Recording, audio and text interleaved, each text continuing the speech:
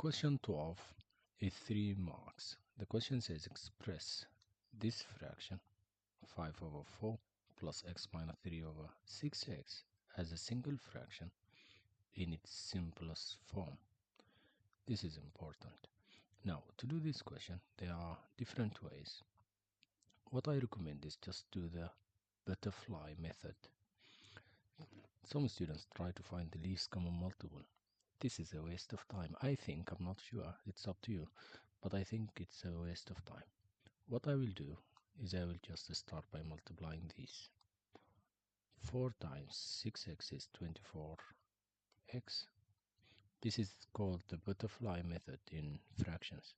And then I will multiply this. 5 times 6x is 30x plus, and then we multiply these. So 4 times x minus 3.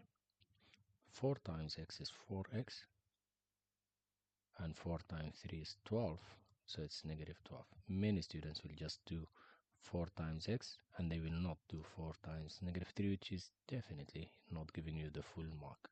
It's actually losing every mark. So make sure you multiply the 4 here, and you multiply the 4 there. Now what do we do after this? We just collect like terms. So 30x plus 4x is 34x minus 12 divided by 24x. This is a fine, nice answer, but then the question says in its simplest form. Have you noticed all these can be divided by 2? Yes, so divide everything by 2. Now 34 divided by 2 is 17, so this is 17x minus 12 divided by 2 is 6. 24 divided by 2 is 12x, and that's your final answer. You can't do anything else.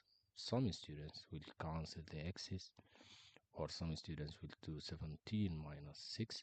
You can't do any of these because they are not like terms. You can't do that. This is the final answer here. Alright, let's go and look at the next question. Question 13. Question 13, gosh, this is a lot of words.